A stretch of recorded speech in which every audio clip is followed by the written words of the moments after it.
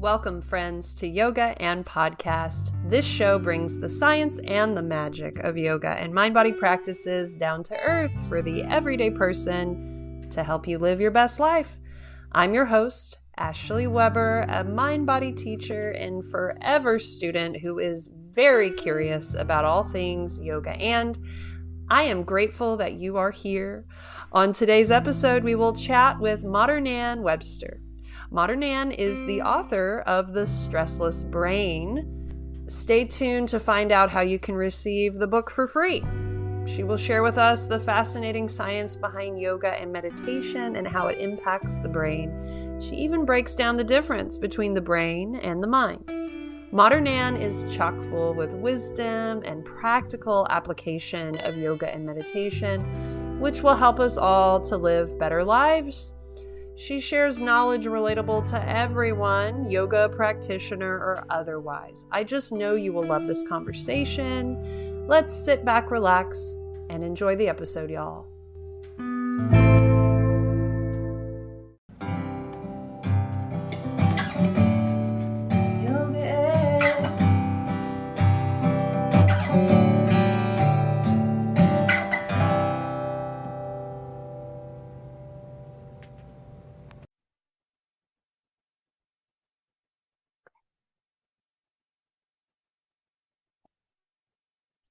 Joining us on today's episode is licensed marriage and family therapist, yoga teacher, and author of the book, The Stressless Brain, Madhur-Nain Webster. Hey, Madhur-Nain, how are you today?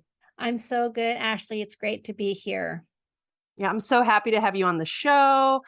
And I'm so excited to get to talk to you. We're going to talk all about your new book, but we're also going to talk about yoga and psychology. Yeah. But I'm curious about you and kind of your upbringing. And you have quite an interesting upbringing. Would you care to share about how you grew up? Sure.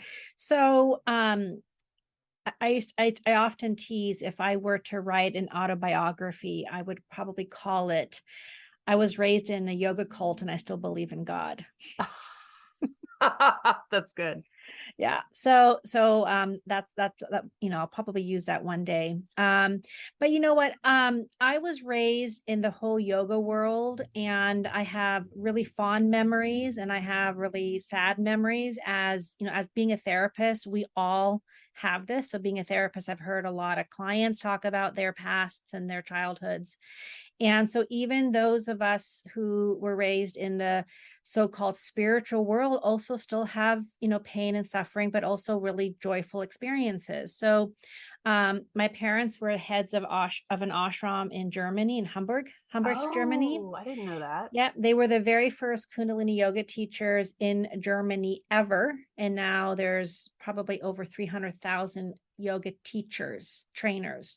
Wow. So I grew up in that whole world. They started the International Yoga Festival in Europe with their friends. And so that's a really beautiful side of my childhood, living in an ashram, communal living. Everyone was like my auntie and my uncle, and other kids were my siblings. And, that's like the rosy side of it. Like as a young child, I didn't always like to share my toys with other kids, especially if they broke them. And, there's that natural interaction with children and so forth. And so, but also, of course, there's also some strangeness to being raised in the yoga community and just kind of always having people in your space. And there's unfortunately, ugly sides of any community, if it's a yoga community or a Christian community or a Jewish community or a government or a big corporation. And so it's just navigating those pieces. And I was actually studying international business marketing when I first went to university, and 2.5 years into it, I was like, I don't want to do business. And so then I ended up deciding to be a therapist, and I really love helping people. And it's probably slightly influenced by watching my parents help people through just the yoga community, and both my mom and dad, like watching them just serve their whole lives. And so I think that definitely had an impact on me. And so I was, I switched to becoming a therapist. And then it actually was my clients about 15 years ago who were saying, hey, you also teach yoga and meditation. I went to your class, and can you talk to me about what you were saying in class in therapy? And so actually it was my clients who kept bringing into the session my yoga background. Oh, wow. That's when I started integrating the two. And I really, really love science and research. And so I'm not someone, even though I grew up in the woo-woo world, I'm not someone who just takes something at face value. I like to research it. I like to understand it. I like to find things that kind of back it up or give it validity. And so that's a bit what I'm known for, at least in the yoga community, is that I bring in a lot of psychology, a lot of science and research. And so that's how the two worlds blended for me. That's awesome. That's totally integrated, like Yeah. your upbringing, and then you as a person who does like research, does like facts, which I Yeah. think is very healthy to have, both perspectives. Yeah. Yeah. So let's talk about stress in the brain. And speaking of like research and facts and Mm-hmm. all that science, Mm-hmm. what does stress actually do to the brain? So stress actually, what it does to the brain is that it triggers the amygdala.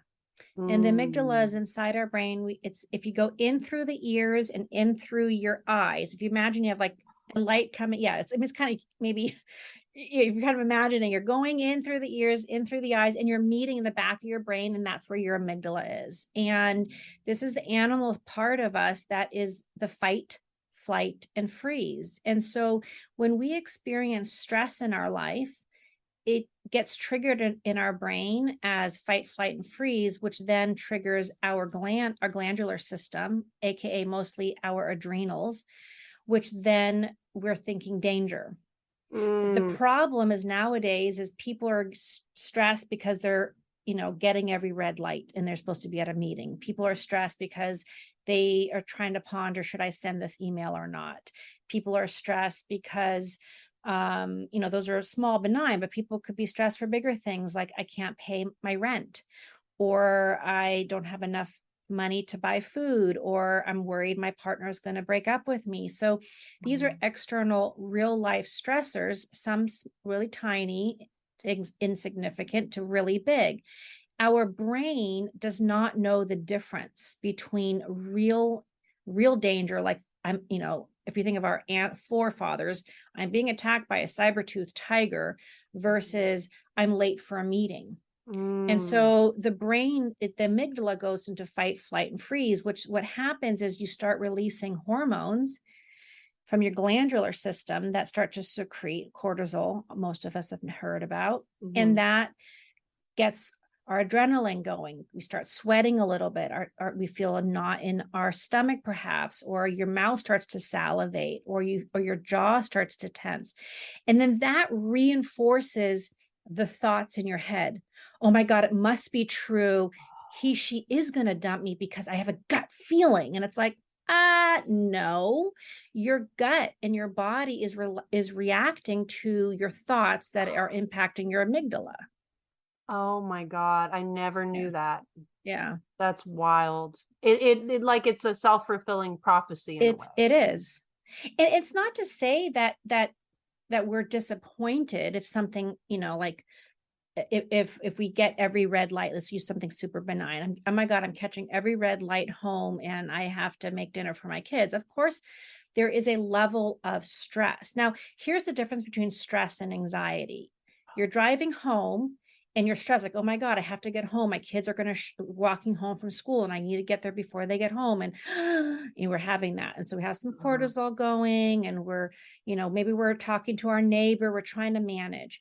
We get there, we make it in time, or we're late, but everything's fine. And then our body goes, oh, okay, it's okay. And it's gone. And you've moved on. That's stress.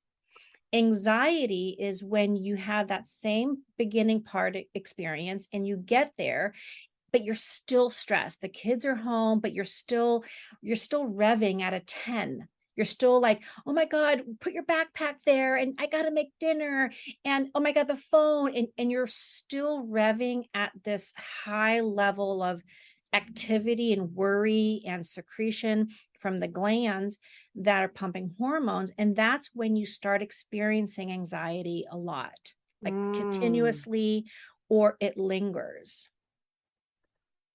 That is a really good distinction to note. So you're saying that when the stressful thing in this example from getting from point A to point B, when that's over, but the stuff in the body is still happening, the revving up is still happening, that is anxiety.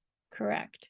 And there's some people who carry a version of that physical or mental thinking of stressful response 24/7. People say, like, I can't get my body to relax when I go to bed, or I can't get my mind to stop, or like I have digestive issues, or I have a racing heart, or I have, like all of there's a whole lot of physical health issues that are directly related to stress and anxiety.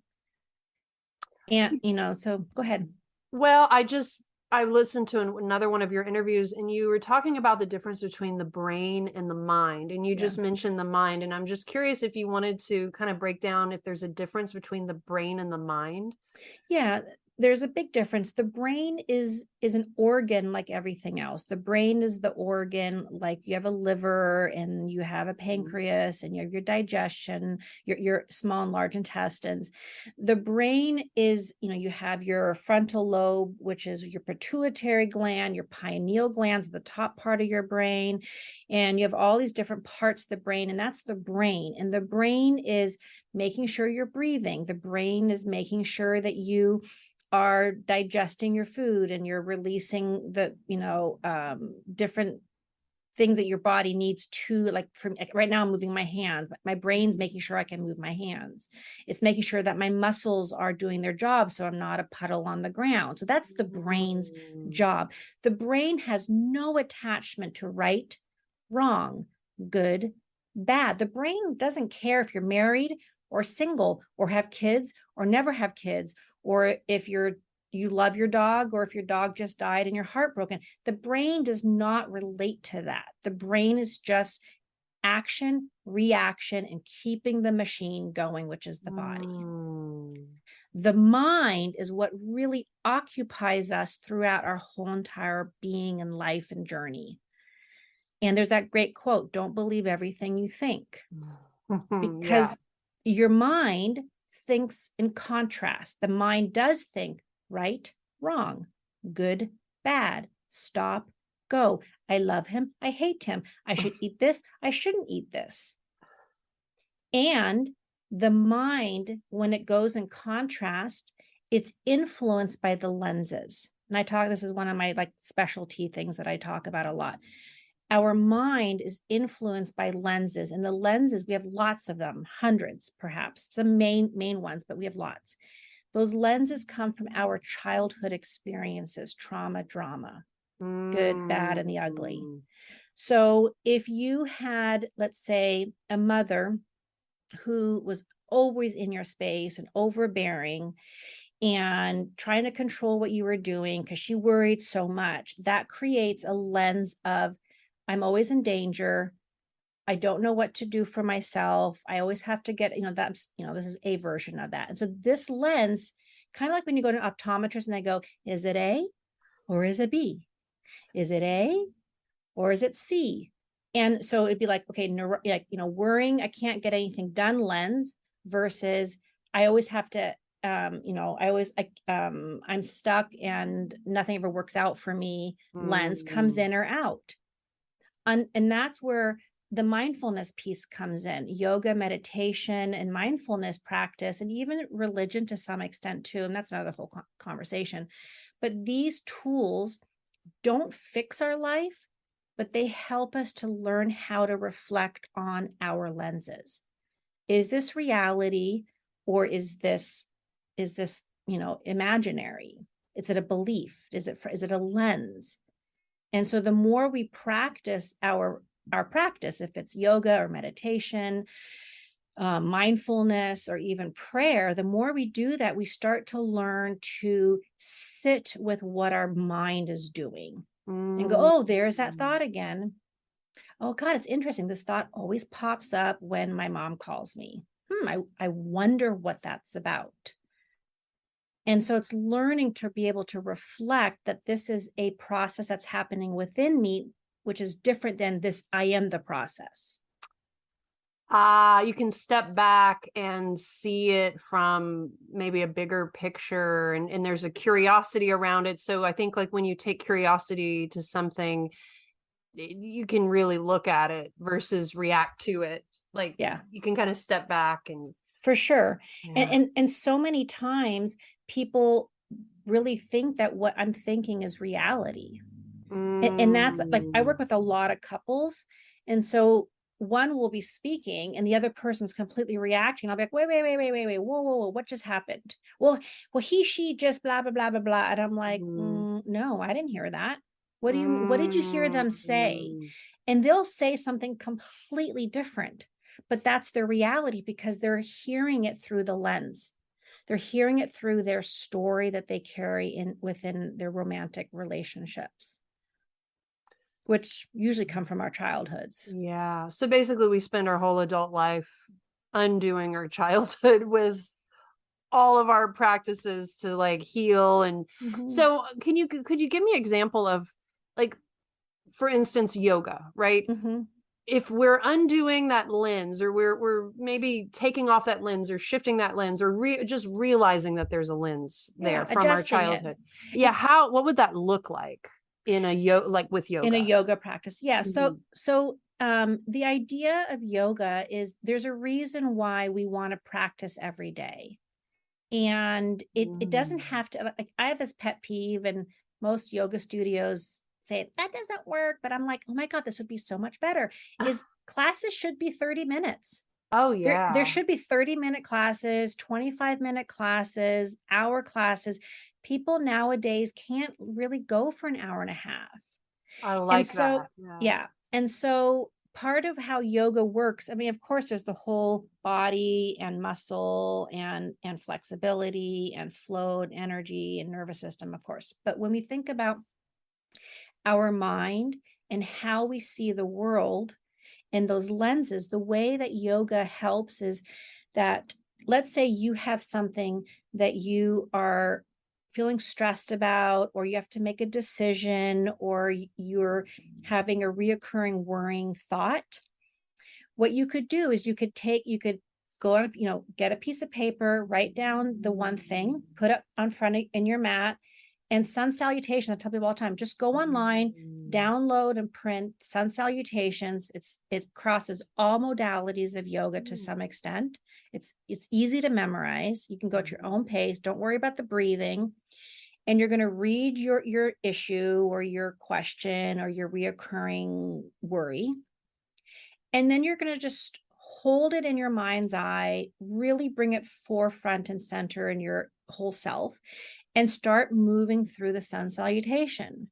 Do it 3 times, do it 5 times, and then sit with the question. And again, okay, well, what's different? Because what's happening is you're actively moving while you're holding something. When we tend to have drama experiences, we tend to sit still, and we just are like a hamster in a hamster wheel in our body and our mind. Yes. Yeah. Yeah. So to bring in the science and the research, there's a professor at Stanford, Dr. Pawlowski, and if I said your name wrong and you're listening, I'm sorry. But he has done research on stress for many, many years, and he studied from the ancient, our forefathers, the cave people, is that when they were being chased by a saber-toothed tiger, and they would often have to run very far from where their camp space is, and then they would get away. They'd crawl up a tree or they would hide or whatnot, and the saber-toothed tiger would be gone. They would have to often spend an hour plus walking all the way back to their space, their home. He found that in the walking movement process, your body naturally releases the cortisol. Oh, and we never do that We now. never, what do? You're driving to work, you're worried about being late, you're rushing, your cortisol is pumping, your mind's like, oh my God, my boss is going to be mad at me. And oh my God. And we're all those hormones. And then we get to work and we're sitting at our desk, Yeah. drinking our coffee or our, Red Bull or our tea or, And then getting upsetting work emails to yeah, add to the yeah. fire. Or you're at home with your partner and you get in an argument and you're sitting there Mm. mulling it over, arguing with them, or even separating rooms, but you're still sitting. Mhm. So get up and do sun salutation, or get up and do, go for a walk. But there is something about with the movement of our body, it allows movement in our thinking. Well, and it sounds like you get to process those strong emotions. Yes. You can, yeah, digest it a little bit. Yeah. Wow. Well, I had to get some wisdom teeth removal Mm. recently, and I was so nervous about it. And I went to 3 yoga classes. Where I go, they have 45-minute yoga classes, and I went to 3 of them. And now some of them were like restorative, but it really helped, like, because I was so freaked out, and I Yeah. just could not just sit there and think about it. I had to move, and it helped tremendously. And Yeah. yeah, so that's just relating to that. Well, let's talk about your book. So I'm curious, like, what made you, what was the thing that made you write this book? Because, I feel like, you could have written many books, but you Mm-hmm. chose this particular thing. And so Stressless Brain, tell us more, like, tell us all the Yeah. things. So I've always wanted to write a book, and so when I finally did, what was really important to me was to write a self-help book that really gave a person, the reader, tools and actual steps on what to do. Being a therapist for so many years, I have read many, many self-help books and psychology books, and I found not all of them, but a lot of the books, 75% of the book is basically empathy and telling you what's you're feeling. And you're like, yeah, yeah, yeah. And then you finish the book and you're kind of like, okay, but what do I do? Like, Yes. I want someone to tell me, do this, this, and this, and this. And if that doesn't work, then do this, this, this, and this. And if that doesn't work, then do this, this, this, and this. Like, I don't want, I already know how I'm feeling. Yeah. I want to know how to change it. And so my whole piece of writing my book, this first book, The Stressless Brain, and I have a second book hopefully coming out next year about grief and disappointment, is that Mm. it's full of tools. So I do talk about what stress and anxiety is. I do bring in the yogic technology around how to manage, deal with, and heal stress and anxiety. But I also bring in the psychology, and I bring in the science and research that backs up the woo-woo-ness of the yogic technology. And then it comes with 37 digital download meditations and instructions. It's all in the book because I want people to feel like, okay, I have tools and I can do something. Yeah. I love that. Yeah. And you're right, like 75% of most books is like just, oh yeah, you feel this way. And so Yeah. yeah, I love that. Like, and I love that you have the science, you have the resources, you have the Everything. downloadable. Yeah. I don't want people to have to go look for anything. And I want them to feel like, okay, this is, not that it's a one stop for everything, but I filled it with 37 different meditations. And so that you can try different things. Yeah. There's silent ones, which are just breath. And then there's chanting ones, which I know chanting often is like, oh, it's so weird and different. Well, I love chanting personally, but I want to talk more with you about the different meditations. Could you talk us through the differences between like the breath meditations versus the chanting meditations, like the differences, like maybe Mm-hmm. there's different benefits? Well, all different meditations have lots of different benefits. One of the things is that with breath meditations is that you're usually doing a rhythmic breath. If it's Oh. inhaling in one fluid inhale, holding it, and then exhaling in perhaps 4 segments out. So it's like a pulse on your exhaling as you slowly release the CO2. That would be a form of a breath meditation. And another form would be there's one where you inhale through the nose in 4 sniffs. You hold your breath and then you exhale through your mouth. One breath out. And that's another kind of breath meditation. So the reason why we do different kinds of breath meditations is that there's a few things. One is that it helps with focus. It helps to calm the mind and the brain. And it also actually stimulates the vagus nerve. So vagal theory is huge right now. I've been talking about the vagus nerve for 15 plus years or more. Wow. And all of a sudden it's just like it's everywhere. But we can stimulate the vagus nerve with our breath pattern and with chanting because it's stimulated from the rhythm. Both of the meditations, if it's breath or chanting, I always use different postures. So it's usually, there are some where you're just sitting comfortably with hands in Gyan Mudra, or you can lay down or sitting in a chair. But a lot of times that you're doing different postures with your hands, and that helps with focus. Chanting, for a lot of times I hear people say, oh, it's so different and weird, but usually I have never found someone who's told me after practicing it for a bit that they didn't like it. Everyone who's practiced it always loves it. It's very heart-centered. It's very heart-opening. It's grounding. And the other thing what I love about chanting is that it actually gives your mind something to do. Yeah. So, yeah. In my book, I talk about something called relaxation-induced anxiety. What?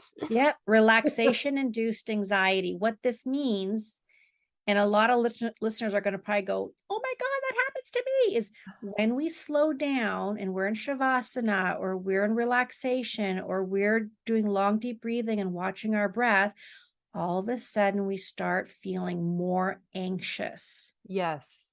Yes. Yes. And people say like, oh my God, I can't meditate. It's not for me.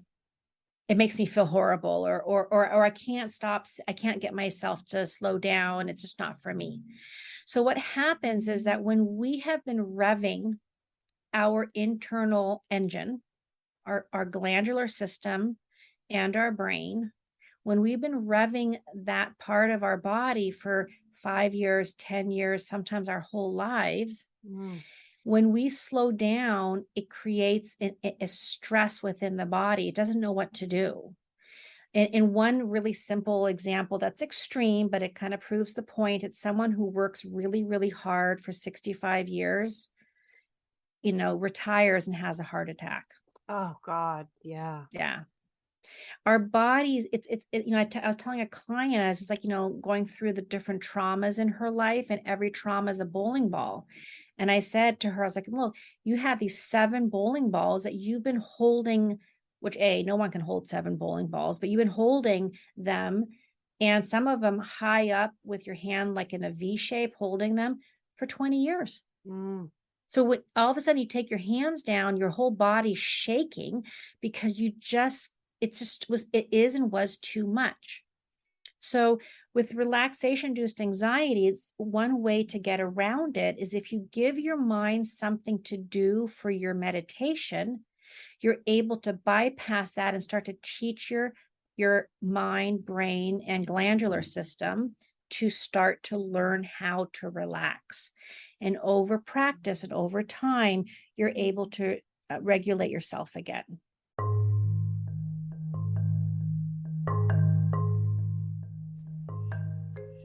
We all have a voice and something important to share with the world. Now it's easier, more than ever, to make a podcast of your very own and to amplify your voice thanks to Anchor by Spotify. I have been using this platform for going on 3 years now, and I can confidently say it is the easiest way to make a podcast with everything you need right at your fingertips. Here's how it works. Anchor lets you record and edit podcasts right from your phone or computer, so no matter what your setup is like, you can start creating right now, as in like today. With a single push of a button, you can distribute your podcast to the most popular listening platforms, including Spotify. Anchor is also the only place you can publish video podcasts to Spotify. With Anchor, creators can earn money in a variety of ways, including ads and podcast subscriptions. And best of all, Anchor is totally free. Yes, you heard it correctly. Anchor is free. Download the Anchor app or go to anchor.fm to get started. I cannot wait to hear your podcast.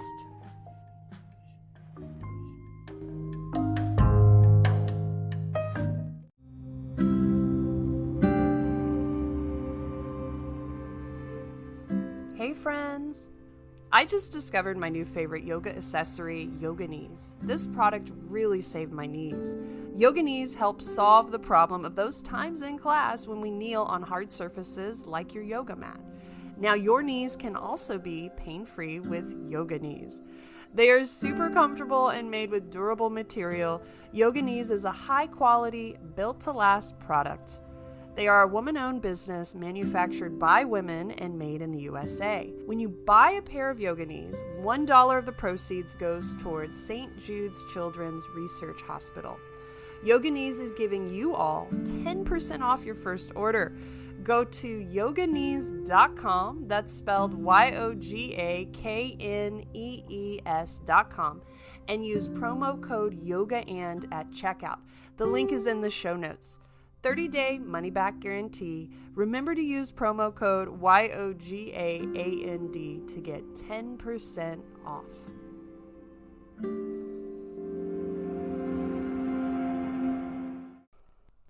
It can be overwhelming to know how to help others during these trying times. It seems like every day there's a new disaster catching our attention, and it's hard to keep up and know how to help. The Ukraine still needs our support. The war in the Ukraine has continued, and if you are able, please consider donating to the organization RASM. RASM is providing critical humanitarian war relief and recovery to address the Ukraine's most urgent needs. To support RASM, go to rasmfortheukraine.org. It's spelled RAZOMFORUKRAINE.org. I have provided the link in the show notes. Give what you can. And we're back. So that's the advice you give people, because I hear people say that all the time. Mhm. Oh, I tried meditation. I hated it. It was hard. It was stressful. Yeah. Your response to that would be, got to give the mind something to do, like chanting, or I would imagine, I feel like the mudras help a lot too, because like when you lose the mudra, that means you lose the focus. But just tell them it's just going to take time, right? I mean, it just takes time, and start with 3 minutes. Start with 1 minute. Start with 1 minute in the morning and 1 minute in the afternoon. And it can be as simple as eyes don't have to be closed. They could just be half mask, which is when you let your eyelids go half across your eyes. And then you bring your mind, you say, okay, you're saying to yourself, I'm going to focus on this chant or this affirmation or this prayer or counting. I'm going to count. I'm going to inhale. There's 1, exhale is 2. And you're focusing on counting. You could be, moving your fingertips as you're breathing long and deep. So you're just breathing long and deep, and you're just moving through your fingertips. So your thumb touches each tip. You're doing that. Some people, there's tapping. I've taken course. It's not really my thing, but some people love tapping. You can close your eyes, breathe long and deep, and move through the tapping modalities of your body. And you would just keep moving through it. It's, there's walking meditations where you could go outside and you're saying, you could just say 1, 2, 1, 2, as you're just moving your arms alongside your body, back and forth, swinging with your, just one foot in front of the other. And you do 5 minutes. And it's practicing these things so that you allow your glandular system, which is your adrenals, your thyroid, your parathyroid, your pituitary, your pineal glands, all to relax. So you're given a few different examples of meditation, but the common thread I'm seeing is keep it simple. Keep it simple and short, and just start with doing 3 minutes. I have a client, he's so sweet. I was talking with him on Tuesday. He's like, I'm up to 17 minutes. And I've been working with him for 2.5 years. Yeah. And he's like, I think he's like 35-day streak. We hasn't missed a day. And I don't say anything to him. That's I just awesome. listen, and I'm just like, well, that's great. If that's what you want. I mean, I think a part of it is self-initiating and choosing what we want to do. And it's making a commitment to ourselves. I'm going to do this every day for 1 week. And then you get through that 1 week. Okay, I'm going to do it for, 3 weeks or for a month. And you do little, but you got to like put sticky notes around to remind you until it becomes a habit. Yeah. Because we just get distracted. Yeah. Well, and it sounds like it really resonated with this person you're mentioning. Like it really fed something, like nurtured in a way that he kept coming back to it because it felt like, oh, this is nourishment. Could you explain a little bit more about Kundalini meditations? Is chanting exclusively Kundalini, or okay. Yes. So Kundalini, out of all the yogas out there, is one of the ones that uses a lot of chanting. I wouldn't say the only one. Okay. Hatha does do some chanting, on TM for transcendental meditation. It's funny now, if you go to their website, they do chanting, but that's very new for them. They were 100% a silent meditation practice for 40 something years. And it's only been in the last handful of years that they've started saying, oh, we do chanting as well. But I remember as a young child hearing like, oh no, TM is just silent. Now they give you a special mantra for each person. You can't tell anybody, kind of thing. Oh, okay. But Buddhists do chanting as well. And I actually really believe that all religions have chanting. They just call it prayer. Yes. And hymns, but that's chanting. When you're in church and the whole congregation is singing a hymn together, that's group chanting. And if you're reading from the scriptures, that's a form of meditation. So Kundalini yoga it's a form of yoga that works on the chakras, and it works on raising the energy in the body and adjusting the energy in the body. And there's different lineages out there. And so 3HO has been one of the biggest lineages that has been bringing Kundalini yoga around the world. And there's wonderful parts of it. And there's, some of the like not so great parts, which happen in all organizations.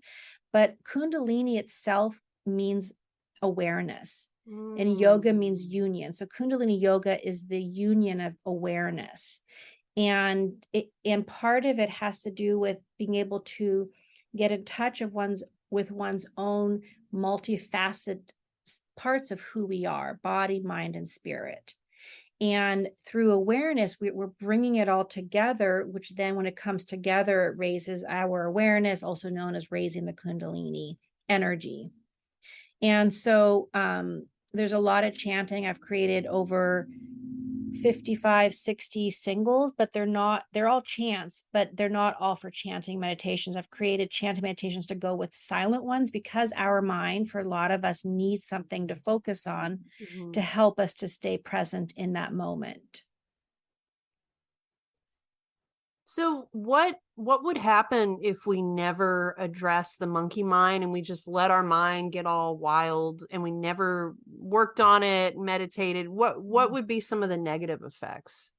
Well, then what happens is we're primarily controlled by our mind. Remember, I said earlier in our talk, our mind thinks in contrast: right, wrong, good, bad, up, down, stop, go. And it's in our mind is influenced by our lenses, which come from our past trauma drama. So if we never work on our mind, if we never learn to look at, okay, is what I'm thinking true? Is it a fact? Or is it my interpretation of an event? Because when I work with clients, a lot of the times, like, they'll say like, they'll go on and on about something that happened, but the whole description is their interpretation. Like, they're such a jerk. Why do they do that? I can't believe they did that. They don't care about anybody. That's all interpretation. They didn't say this person came into the office and put a big stack of paperwork of their work on my desk and then told me I need to have it done by 2:00 today and walked away. Like that's facts. What you hear is, oh my God, my coworker just takes advantage of me and doesn't care about me. And I never feel seen and heard. And this always happens to me. And I hate my job and I have no other choice and blah, blah, blah. We go off. We're just off and running.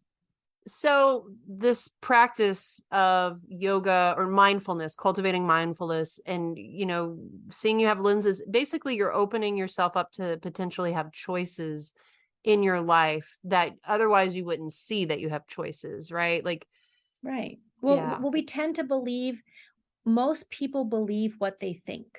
Most people, if they think it, they're like, oh, that's true. And it's like, truth is subjective. Yes. There is no truth. I mean, we can always get very like out there and be like, okay, there's a universal truth. Like the truth is the sun is going to rise and the truth is the sun will set. The truth is that we have oxygen to breathe. Those are truths. The chance of the world ending right now is nil. Deciding if I should work somewhere or not work somewhere because of certain things, that's when it becomes subjective. If you're in a relationship and you're having an argument, there's going to be each person's truth and they end up arguing about their truth, but it's subjective. And both can be true at the same time, right? They can. And that's, I mean, like, that's the piece where like one person might be saying, it's really important for me that I want to have a baby. Let's pick a big topic. I really want to have a baby. And your partner is saying, I don't want to have a baby. That's both of their truths. Yeah. But what happens is that when we're stuck with this really uncomfortable topic with someone that we love, we tend to want to then change the other person, attack them. We feel like they tricked us, or why are they doing this to us? Rather than sitting with just the facts. The facts is, I don't want a child and they do. So I got to decide if I want to be with this person or not, which is a really uncomfortable place to sit. And so you put that in front of you, you do your meditation, or you do your sun salutations or your yoga set, and you start sitting with like, okay, what are the pros and cons if I leave? Because, or do I love this person so much that I'm willing to have a baby, even though I don't, because I don't want to lose them? You sit with that. I mean, this is a really big topic. I just chose, I have people who come to me with this. And there's no right or wrong. There's no right. It's not perfect to have one just because we're supposed to procreate and we can. No, for some people, they don't want to have kids, and that's fine. Yeah. Well, it sounds like, life is always going to happen. Like there's always going to be something where you have to sit and decide and choose and feeling, and you might as well just practice it, right? Yeah. Like preparing you, like yoga's preparing you for life, like the ups and downs. My mom has a quote, life without crises is life in a coffin. Yeah. I mean, well, I'm curious about the chanting meditations. We know you mentioned that they're good for the vagus nerve, which helps with rest and digest. Yeah. It helps with everything. Your vagus nerve connects to every organ and gland in your body except for your adrenals. So when you stimulate the vagus nerve, it does relax your whole body. And you don't want to relax your adrenals because that's your fight, flight, and freeze. It's your protection. So you don't want that to be relaxed ever. That's why it's not connected. I mean, the body is pretty amazing. That is amazing. I didn't know that. I didn't know that that's why it's not connected. Yeah. Any other things about the chanting that, Yeah. because I noticed, like, I feel like it spit shines my heart or something. You mentioned it Mhm. was heart centered. It's heart centering. It vibrates the body with, like, if you think of like a Mm. tuning fork, Oh, and our body and brain is mostly made of water. So when you're chanting and or singing hymns, you're bringing that vibration into your body, and it relaxes and adjusts you. Now, let's bring in the science for a second. So there's some research that has been shown a couple things. One is when you chant and you hear your own voice, the sound increases the white matter in the upper partial part in the brain. And the more white matter that we have, we are able to emotionally process our life better from chanting? from chanting. So It's a you're they did say- research, and they found that people who did chanting, hymns, talking in tongue, any kind of that spiritual, yeah. but like vocal, loud voice, that the people who did it, that they increased the white matter, because we talk about gray matter, which is the frontal lobe, which helps to Okay. calm us, and that's also created during meditation. But chanting specifically creates white matter is one of the things. You can also, the way that chanting affects the frontal lobe with gray matter is when the sound current of your own voice comes into your ear, hits your eardrum, and bounces your hypothalamus and then connects to the pituitary. It relaxes you from the inside. Oh, It's physically doing, this is research study. This is not woo woo. This is yeah. research study. And chanting, I when my sons are now 20 and 18, but when they were little babies and they would have, like, we call it the witching hour, when they'd be crying and screaming and you can't do anything to get them to stop.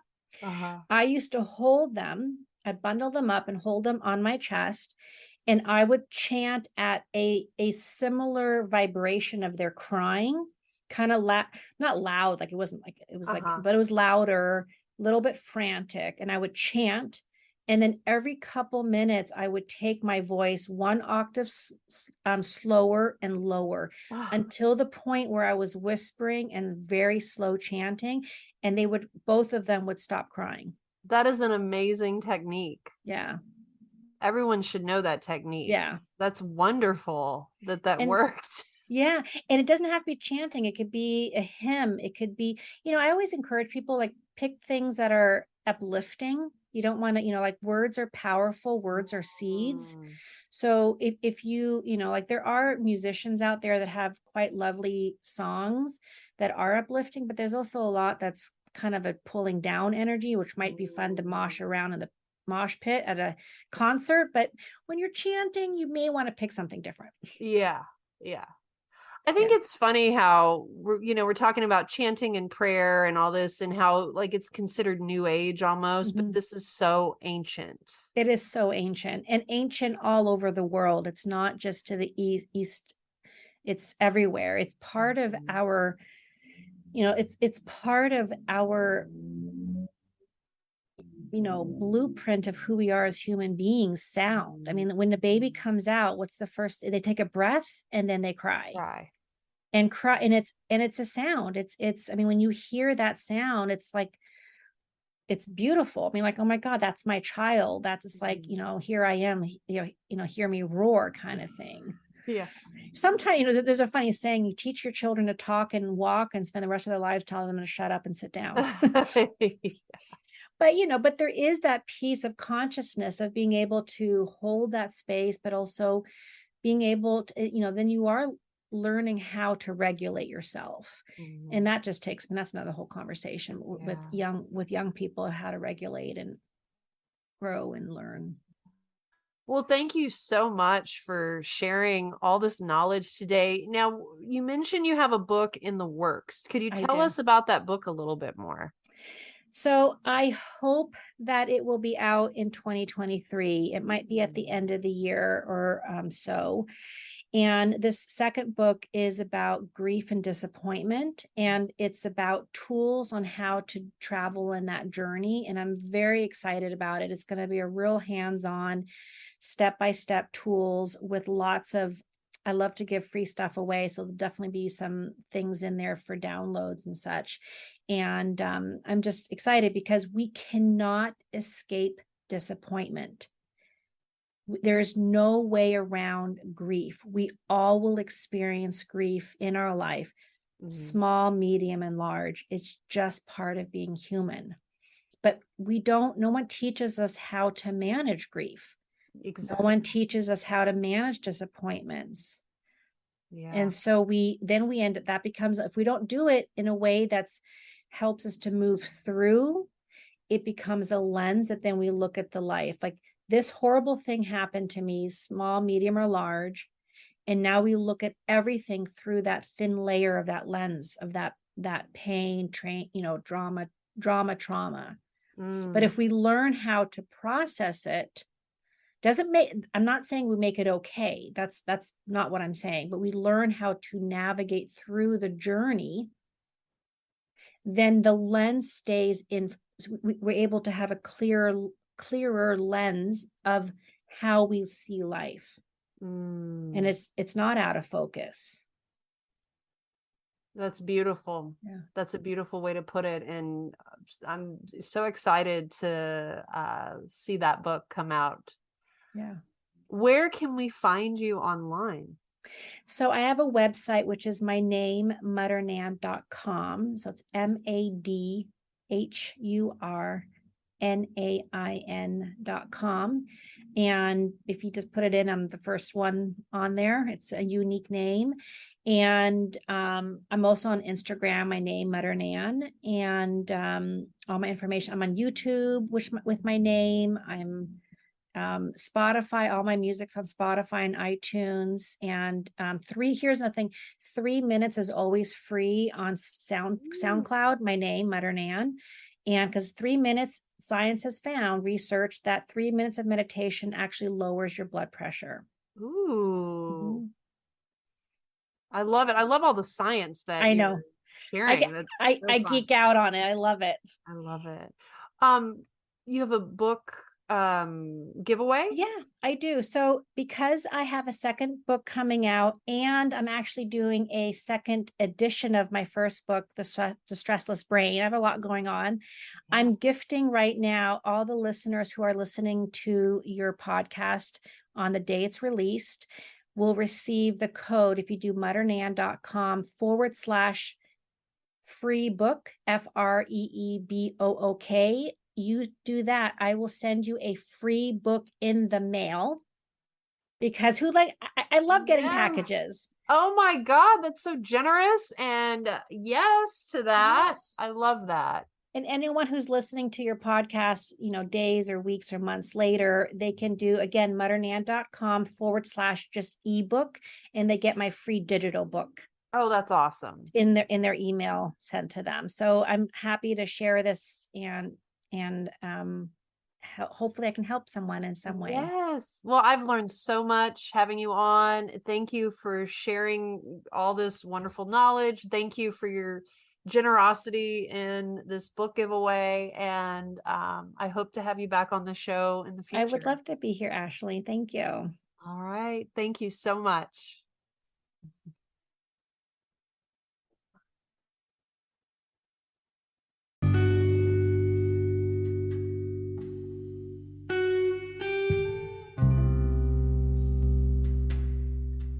I hope you enjoyed today's episode all about yoga and psychology with the knowledgeable Madhur-Nain Webster. Be sure to connect with Madhur-Nain. All of her links are in the show notes, so you're just one click away from connecting, and I highly recommend that you do. Let us know how you like the episode. We love hearing from you. Please email us at yogaandpodcast@gmail.com. The "and" is spelled out YOGAAND podcast@gmail. Please follow us on Instagram at Yoga and Podcast. If you really like Yoga and Podcast, we would really appreciate it if you could just text one friend who you know will love this episode. Send them this episode, and thank you in advance for doing that. This will really help us out, spread the word. The theme song is performed by Allie Holder. Graphics, guest booking, and media by Bentley and Chloe Productions. Thank you for listening.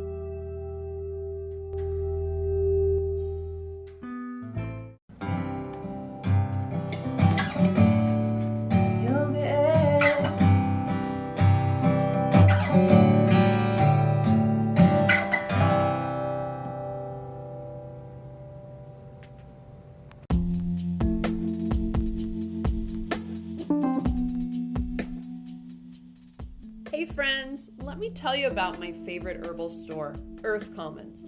It's more than an herb shop. They also offer gifts, body care, massage, yoga therapy classes, and more. I highly recommend their mystery herb class. I have learned so much about herbs from this class. One of my favorite things to get at Earth Commons is their bulk medicinal herbs. I like to make it into a tea, and actually right now I'm drinking lemongrass and nettle tea, and it is so delicious. Their herbal tinctures are fantastic. I use them to help with easing tension, anxiety, allergies, and even a sore throat. It's also the perfect place to find gifts for those who are challenging to shop for. They have candles, incense, natural makeup, teas, jewelry, pottery. You name it, they got it. For a limited time, Earth Commons is giving our listeners, that's you guys, 10% off your first order when you use the promo code YOGAAND at checkout. You can find them if you're in the Austin area at 813 Springdale Road, or visit them online at earth-commons.com. It's spelled EARTH-COMMONS.com. I'll link all their info in the show notes so you're just one click away. And remember to use promo code YOGAAND to get 10% off your next order.